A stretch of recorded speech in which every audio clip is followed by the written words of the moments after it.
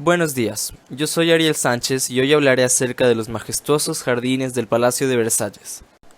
Estos jardines fueron construidos entre los años 1661 a 1710 aproximadamente, por iniciativa del rey Luis XIV de Francia, y posteriormente se realizaron sucesivas ampliaciones hasta el estallido de la Revolución Francesa, en 1789.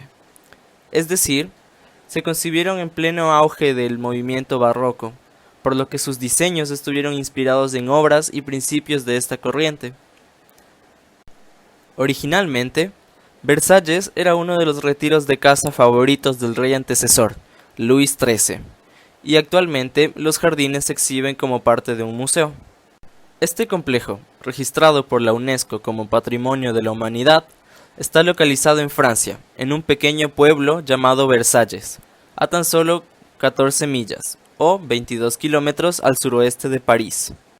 Los autores fueron el arquitecto Louis Le Vau, encargado de toda la obra del Palacio de Versalles y mente maestra detrás del Palacio del Louvre, el Palacio de las Tullerías y el Palacio de Vaux-le-Vicomte, y el arquitecto paisajista André Le Nôtre, quien realizó las ampliaciones del jardín en todas direcciones, especialmente hacia el oeste. El pabellón de caza original fue construido en el año 1624, bajo lineamientos modestos, sencillos y sin el afán de convertirlo en un palacio donde viviera toda la corte. Entre los años 1631 y 1636 se ejecutaron varias ampliaciones en las que ya se consideraba los jardines como una de las estancias importantes del pabellón. Por lo tanto, se plantearon parterres geométricos repartidos alrededor del edificio, organizados mediante un eje centrado al pabellón, que se prolongaba hacia el oeste. Los planos del proyecto inicial muestran una topografía plana con líneas envolventes de jardín, lo cual determina claramente la presencia de los ejes este-oeste y norte-sur. En este mapa de 1661 se puede apreciar que los jardines, al igual que las estancias del palacio, eran bastante reducidos y posteriormente se irían incrementando en tamaño, tal como se observa en este mapa de 1663. Finalmente, alcanzarían unas monumentales dimensiones, con una superficie de 800 hectáreas aproximadamente, y dividido en varias partes, tales como el Gran Trianón, el Pequeño Trianón, el Gran Canal y obviamente el Palacio Real. El jardín puede ser analizado como una composición de llenos y vacíos, con espacios abiertos jerárquicos repartidos alrededor del Gran Canal. Los cuerpos geométricos de estos jardines, estudiados desde la planta, son principalmente cuadrados y triángulos, que resaltan la condición de radialidad. Posee dos marcados ejes simétricos principales, uno con orientación este-oeste y otro en dirección norte-sur, además de aproximadamente 35 ejes secundarios. Le Nôtre buscaba combinar la textura, el detalle y el color de los jardines italianos, y la gran escala del plan urbanístico de Roma planteado por el Papa Sixto V, para lo cual diseñó parterres y alíes, o avenidas, organizadas en relación con el eje principal del palacio, partiendo de los aposentos reales. Los jardines italianos del barroco están caracterizados por su capacidad para explotar el paisaje cercano, una composición de planos horizontales en terrazas y la utilización de pantallas de vegetación, así como una marcada composición ortogonal, como por ejemplo la Villa Doria Pamphili en Roma y el castillo de Frederiksborg, que pese a estar ubicado en Dinamarca, se diseñó con todas las cualidades de un jardín italiano.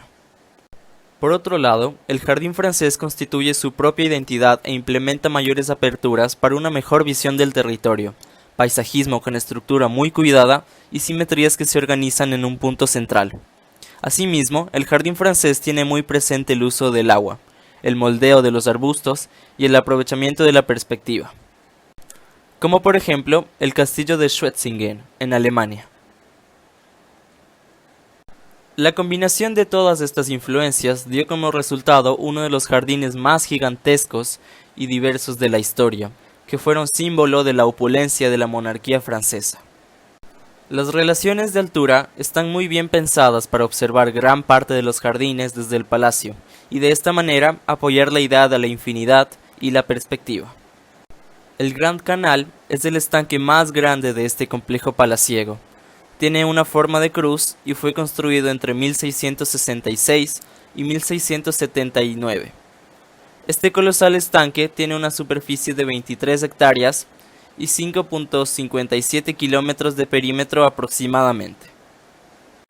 Los jardines incorporan una exuberante cantidad de estanques y fuentes, aproximadamente 50, las cuales llenan de vitalidad el espacio y mediante el juego de aguas, Lenotre logró contrastarlas con el terreno tan plano en donde se construyeron estas instalaciones. Entre las fuentes más destacadas se encuentran las terrazas de agua, la fuente de Neptuno, la fuente de Latona,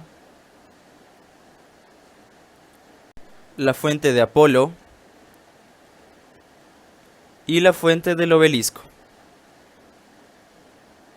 Para alimentar todas las fuentes, se construyó un innovativo sistema de tuberías y ductos, con una longitud aproximada de 35 kilómetros, que cuenta con alrededor de 620 aspersores. Debido a las grandes cantidades de agua que el jardín necesitaba, alrededor de 3.600 metros cúbicos de agua diarios, es decir, un consumo de agua al día mayor al de toda la ciudad de París, se inventó una máquina que elevaba el agua desde el río Sena en 3 etapas hacia el acueducto de Louvre-Siennes, a casi 100 metros sobre el nivel del río.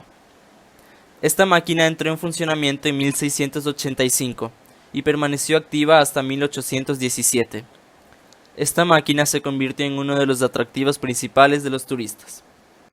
La diversidad de especies de flores es una de las cualidades más llamativas de estos jardines, y se llegan a plantar alrededor de 210.000 flores anualmente, así como 200.000 árboles. La vegetación móvil fue otra de las innovaciones del Jardín de Versalles. Se colocaban decenas de especies de plantas en macetas para poder cambiar su ubicación según las necesidades de cada planta, y de esta forma se lograba reunir en un clima frío y árido, como es el de Versalles, una variedad impresionante de vegetación proveniente de todas partes del mundo.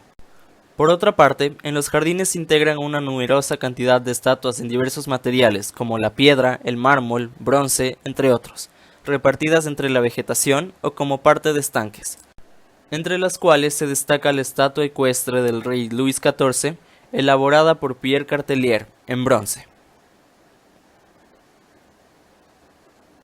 Estos jardines fueron sin duda una innovación gigantesca para su época, y modificaron la manera en que concebíamos los jardines y la relación exterior-interior, ya que invitaba a los usuarios a explorar las afueras del palacio y conectar los espacios con sus alrededores, lo cual fue uno de los objetivos de mi proyecto de DAO. Muchas gracias por su atención.